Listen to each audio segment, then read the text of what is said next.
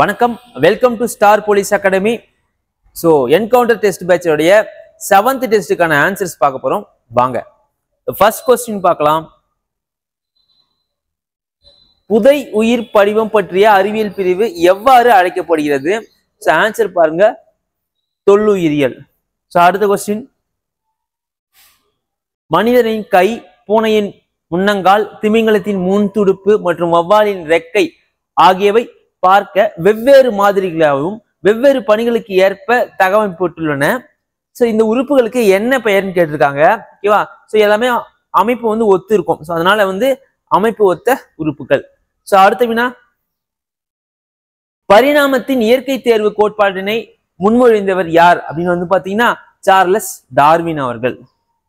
அடுத்து பாருங்க, புதைப்படிவ பறவை என்று கருதப்படும் உயிரினம் எது அப்படின்னு கேட்டிருக்காங்க. So Archaeopteryx. இந்த ஆர்கியோப்டெரிக்ஸ் தான் புதைப்படிவ பறவை அப்படின்னு நம்ம சொல்லுவோம். ஸோ அடுத்த வினா பார்க்கலாம். வவ்வால்கள் மற்றும் மனிதனின் முன்னங்கால்கள் டேஷ் ஒத்த உறுப்புகளுக்கு எடுத்துக்காட்டு அப்படின்னு பாத்தீங்கன்னா அமைப்பு ஒத்த உறுப்புகளுக்கு எடுத்துக்காட்டு அப்படின்னு சொல்லுவாங்க. ஸோ அடுத்த கொஸ்டின், சூழ்நிலையில் மாற்றங்களுக்கு எதிர்வினை புரியும் விதமாக தங்கள் வாழ்நாளில் விலங்குகள் பெறுகின்ற பண்புகள் டேஷ் என அழைக்கப்படுகின்றன. ஸோ பாத்தீங்கன்னா ஆன்சர் பெறப்பட்ட பண்புகள். ஸோ அடுத்த வினா, வட்டார இன தாவரவியல் என்னும் சொல்லை முதலில் அறிமுகப்படுத்தியவர் யாருன்னு கேட்டிருக்காங்க. J.W. ஆர்ஸ்பெர்கர். ஓகேவா? So J.W. ஆர்ஸ்பெர்கர் தான் பாத்தீங்கன்னா இதை சொல்லி இருப்பார். ஸோ அடுத்த கொஸ்டின், பின்வரும் ஆதார அடுத்த வினா பாருங்க, பின்வரும் ஆதாரங்களுள் எது தொல்பொருள் வல்லுநர்களின் ஆய்விற்கு பயன்படுகிறது அப்படின்னு கேட்டிருக்காங்க. ஸோ ஆன்சர் பாருங்க, தொல் உயிரியல் சான்றுகள். ஸோ அடுத்த வினா, தொல் உயிர் படிவங்களின் காலத்தை அறிய உதவும் சிறந்த முறை என்ன முறைன்னு கேட்டிருக்காங்க. கார்பன் முறை, C14 சொல்லுவோம். ஸோ ஆன்சர் பாத்தீங்கன்னா ரேடியோ கார்பன் முறை. ஸோ அடுத்த வினா பார்க்கலாம்.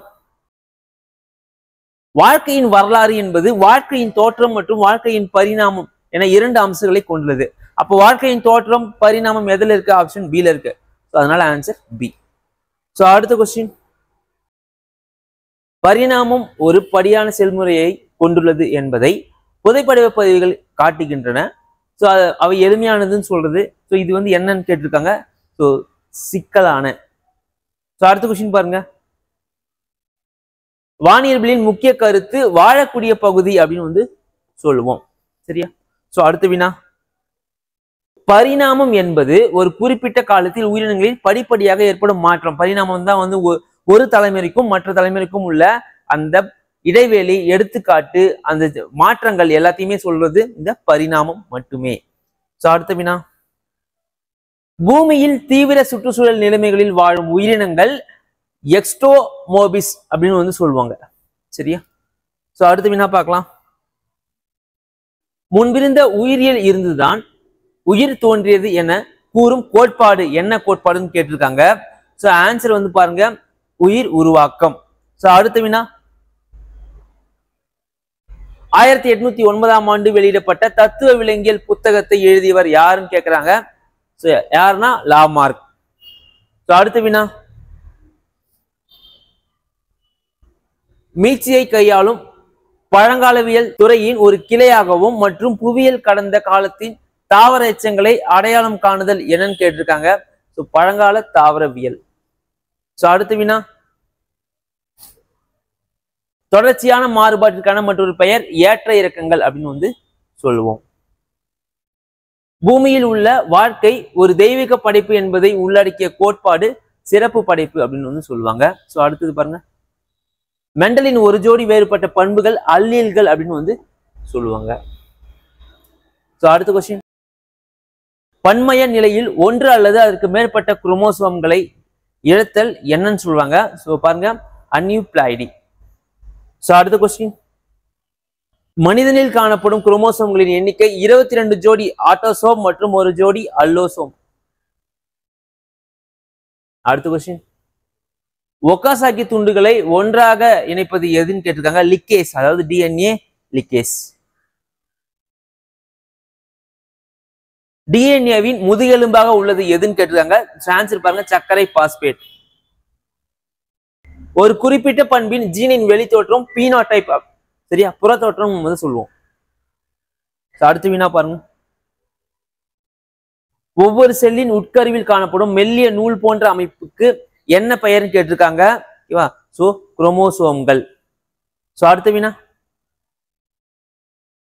டிஎன்ஏ என்றது வந்து பாத்தீங்கன்னா 2 பாலிநியூக்ளியாய்டு இழைகளால் ஆனது அப்படின்னு நம்ம வந்து சொல்லுவோம்.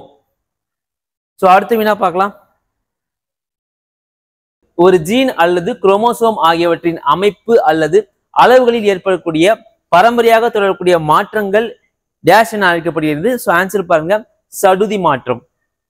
சோ அடுத்த வினா, சென்ட்ரோமியர் மையத்தில் காணப்படுவது சோ மெட்டாசென்ட்ரிக் அப்படின்னு வந்து சொல்லுவோம். சோ அடுத்த வினா, செல் பகுப்படையும் போது ஸ்பிண்டில் நார்கள் குரோமோசோமுடன் இணையும் பகுதி சென்ட்ரோமியர் அப்படின்னு நம்ம வந்து சொல்லுவோம். சோ அடுத்த வினா, ஈரிணை வேறுபட்ட பண்புகளை கொண்ட உயிரிகளில் கலப்பினம் செய்வது எவ்வாறு அழைக்கப்படுகிறது? சோ இருபண்பு கலப்பு அப்படின்னு வந்து சொல்லுவோம். சோ அடுத்த வினா, சோ இங்க ஒரு பொறுத்துக. சோ இத பார்க்கலாம்.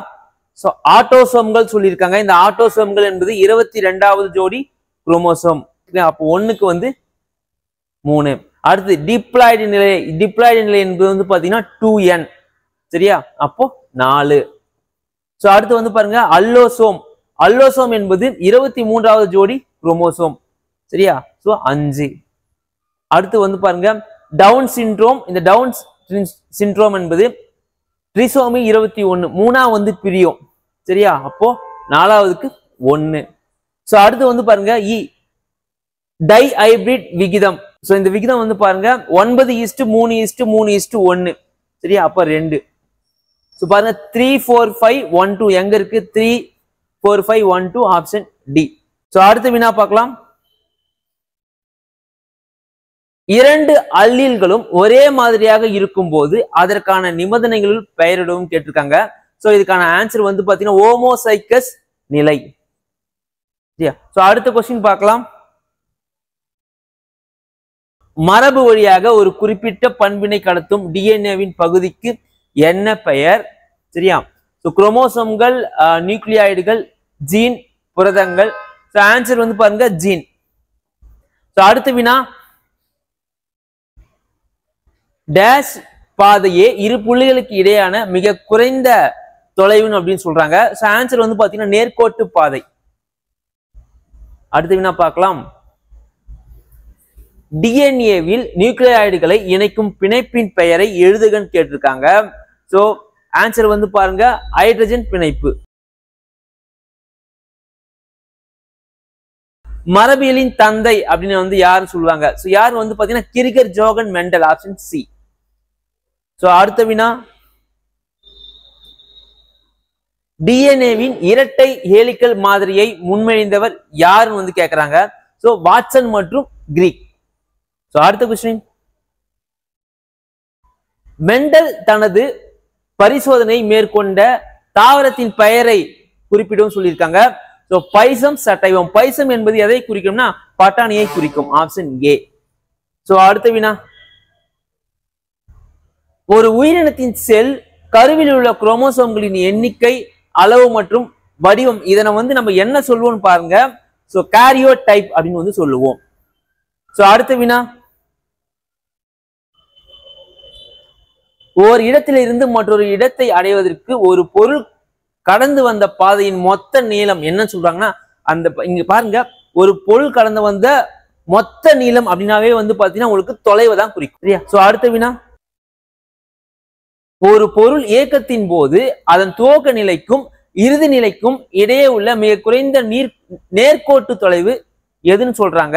சோ ஆன்சர் பாருங்க இடப்பெயர்ச்சி, டிஸ்பிளேஸ்மெண்ட், சரியா? சோ அடுத்த வினா, இடப்பெயர்ச்சியின் எஸ்ஐ அலகு மீட்டர், சரியா? சோ அடுத்த வினா, டேஷின் தொலைவினை அளவிட பயன்படுத்தப்படும் அலகு நாட்டிக்கல் மைல் அப்படின்னு சொல்றாங்க. வான் போக்குவரத்து, கடல் போக்குவரத்து, ஆப்ஷன் ஏ மற்றும் பி. அதாவது பாத்தீங்கன்னா ஆப்ஷன் சி தான் வந்து ஆன்சர். ஒரு நாட்டிக்கல் மைல் என்பது எவ்வளவுன்னு கேட்டிருக்காங்க. 1.852 கிலோமீட்டர். கப்பல் மற்றும் விமானங்களின் வேகத்தை அளவிட பயன்படும் அலகு என்னன்னு கேட்டிருக்காங்க. ஸோ நாட் அப்படின்னு வந்து சொல்லுவோம். ஸோ அடுத்த வினா, டேஷ் மாறுபடும் வீதம் வேகம் வந்து சொல்றாங்க. தொலைவு மாறுபடும் வீதம் தான் வேகம் வந்து சொல்லுவோம். ஸோ அடுத்த வினா, ஒரு பொருள் வெவ்வேறு கால இடைவெளிகளில் வெவ்வேறு தொலைவினை கடந்தால் அப்பொருள் சீரற்ற வேகம் அப்படின்னு வந்து சொல்லுவோம். ஒரு கிலோமீட்டர் பவர் ஆர் என்பது வந்து பாத்தீங்கன்னா எதுக்கு சமம்னா 5/18 மீட்டர் வினாடி. இது ஒரு மேக்ஸ் கொஸ்டினும் கூட. சோ அடுத்த வினா, வேகம் அப்படின்றது கடல் தொலைவு டிவைடட் பை எடுத்துக்கொண்ட காலம், அது வந்து சொல்லுவோம். சோ அடுத்த வினா, ஒரு பொருளானது 10 மீட்டர் தொலைவினை 2 நொடியில் கடந்தால் அதன் வேகம் 5 மீட்டர் பை வினாடி. வேகப்பந்து வீச்சாளர்கள் பந்தினை எறியும் வேகம் என்னன்னு கேட்டிருக்காங்க. 90 இருந்து 100 மைல் மணி. Option B. சோ இது ஒரு பொறுத்துக பாருங்க. ஆமையோடைய வேகம் என்னன்னு கேட்டிருக்காங்க. சோ ஆமையோடைய வேகம் என்பது வந்து பாத்தீங்கன்னா 0.1 4. சோ அடுத்து வந்து பாருங்க, மனிதர்களின் நடை 1.4 3. அடுத்தது விழும் மழைத்துளி 9 இருந்து 10 சொல்றாங்க. சோ அடுத்தது ஓடும் பூனை 14. So option 1. 4 3 2 1 option A. So அடுத்த வினா, சோ இங்க வந்து பாத்தீங்கன்னா சைக்கிளின் வேகம், இந்த சைக்கிளின் வேகம் என்பது வந்து பாத்தீங்கன்னா 20 இருந்து 25 சொல்றாங்க. சிறுத்தையின் ஓடும் வேகம் 31 கிலோமீட்டர் ஆகும். பந்தினை எரியும் வேகம் ஓகேவா 80 இருந்து 90. பயணிகளின் விமானத்தின் வேகம் ஓகேவா 180. சரி, அதனால வந்து ஏ. சோ அடுத்த வினா, ராக்கெட்டின் வேகம் என்னன்னு கேட்டிருக்காங்க. சோ இங்க பாருங்க, குறிச்சிருக்கிறதுல எது அதிகம் அதான் ஆன்சர். சரியா? சோ அடுத்த வினா, மாறுபடும் வீதம் திசை வேகம் டேஷ் எனப்படும் கேட்கறாங்க. அதாவது வந்து பாத்தீங்கன்னா இடப்பெயர்ச்சி, டிஸ்பிளேஸ்மெண்ட். ஓகேவா? சோ அடுத்த வினா, ஒரு ஓட்டப்பந்தய வீரர் 25 வினாடியில் 200 மீட்டர் தூரத்தினை நிறைவு செய்தால் அவரின் வேகத்தை வந்து காண்க. So 8 answer. சோ அடுத்த வினா, ஒரு ஓட்டப்பந்தய வீரர் 25 வினாடியில் 200 மீட்டர் தூரத்தினை நிறைவு செய்கிறார். அவரின் திசை வேகம் கேட்கறாங்க. சோ 2 மீட்டர் பை வினாடி. ஒரு பொருளானது தன் இயக்கத்தின் போது திசையினை மாறாமல் சமகால இடைவெளிகளில் சம அளவு இடப்பெயர்ச்சினை மேற்கொண்டால் மட்டும்தான் அது சீரான திசையில இயங்கும். அப்போ சி ஆன்சர். சோ அடுத்தது, ஒரு பொருளின் நிலையில் காலத்தை பொறுத்து மாற்றம் ஏற்படும் போது அது வந்து பாத்தீங்கன்னா மூமெண்ட், மோஷன், இயக்கம் சொல்லுவாங்க. சோ அடுத்து வந்து பாருங்க,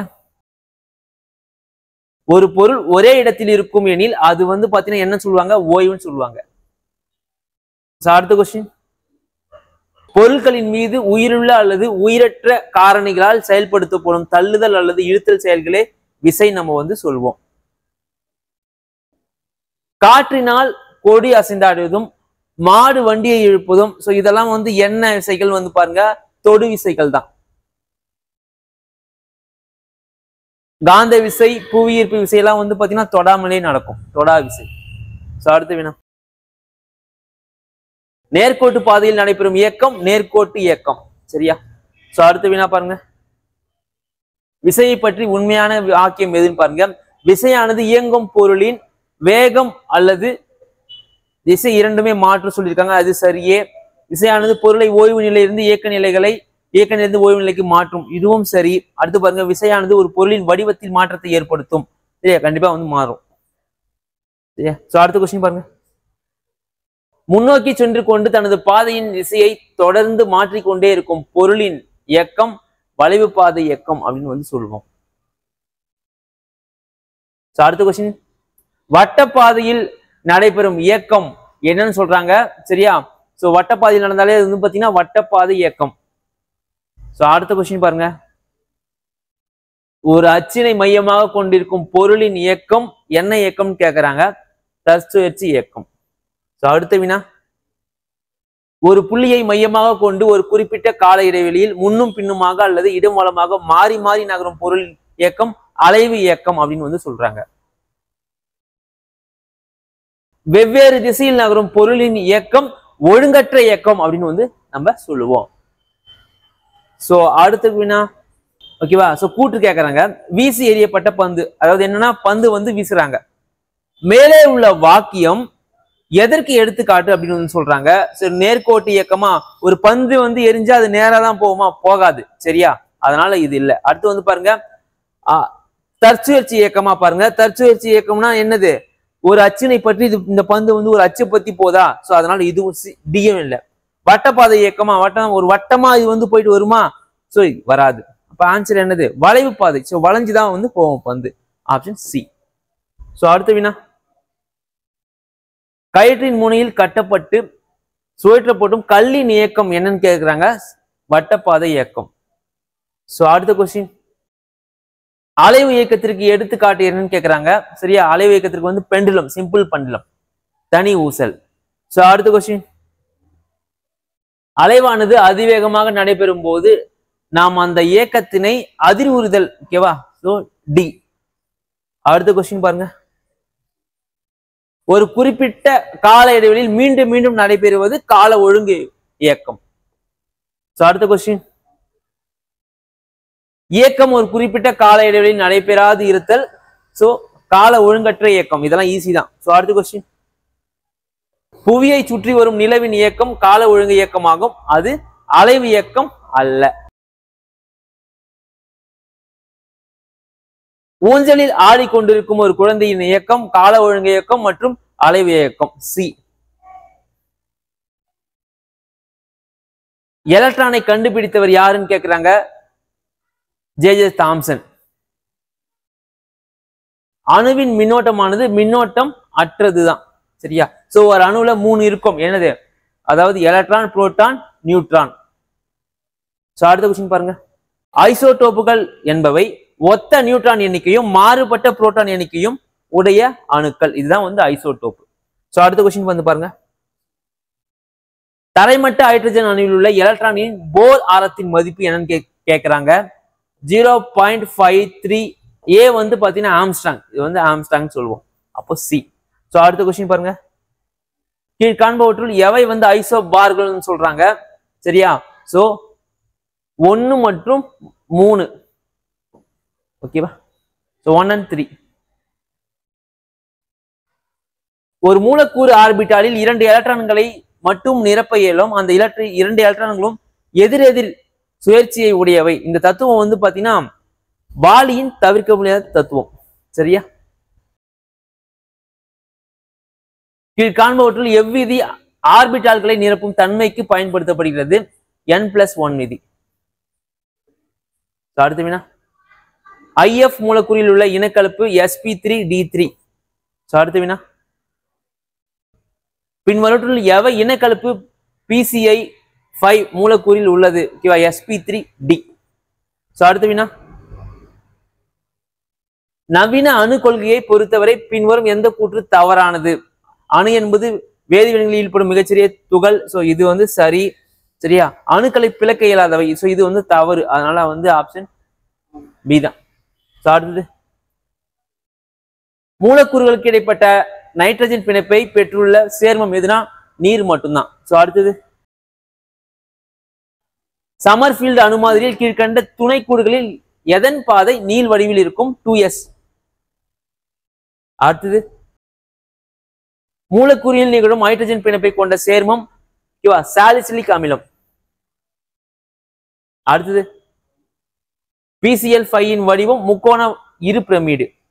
அடுத்தது, பி ஆர்பிட்டாலின் வடிவம் கேட்கிறாங்க. டம்பல் வடிவம். அடுத்த கொஸ்டின், மூலக்கூறுகளுக்கு இடைப்பட்ட ஹைட்ரஜன் பிணைப்புகள் ஒரே அல்லது வேறுபட்ட சேர்மங்களில் மூலக்கூறுகளுக்கிடையே உருவாகுது. இது வந்து சரி. 5 அல்லது 6 அணுக்கள் கொண்ட வளைய சேர்மங்களின் இப்பிணைப்பு உருவாகுது. இது தவறு. சரியா, ஆப்ஷன் சி. அடுத்த கொஸ்டின், பவுலி தவிர்ப்பு தத்துவம் என்பது ஒரு அணுவில் 2 எலக்ட்ரான்களை அனைத்து குவாண்ட எண்களின் மதிப்பு ஒன்றாக இருக்காது. அடுத்த கொஸ்டின், ஓகேவா? ஸோ ZR, HF மற்றும் NBTA இணைகளின் ஆர மதிப்பு கிட்டத்தட்ட ஒரே மாதிரியாக இருக்கும். சரியா? ஸோ இரிடியம் எப்போதுமே வந்து கனமான லேந்தர்களோடு இணைந்து இருக்கும். அப்போ இது ரெண்டுமே வந்து சரி. அப்போ வந்து ஆப்ஷன் பி. ஸோ அடுத்த கொஸ்டின், கீழ்காண்பவற்றில் எவை வந்து ஒரு கனமானதுன்னு கேட்டிருக்காங்க. ஒரு மோல் சோடியம் தான் கனமானது. அடுத்த கொஸ்டின், ட்ரீட்ரியம், டிரிடியம் என்பவை ஹைட்ரஜன் ஐசோடோப்புகள் வந்து சொல்லுவோம். சரி வாங்க அடுத்த கொஸ்டின், ஓரளவு காலத்தில் ஒரு பொருள் கடந்த தூரமே அதனுடைய வேகம் வந்து சொல்லுவோம். நன்றி, வணக்கம்.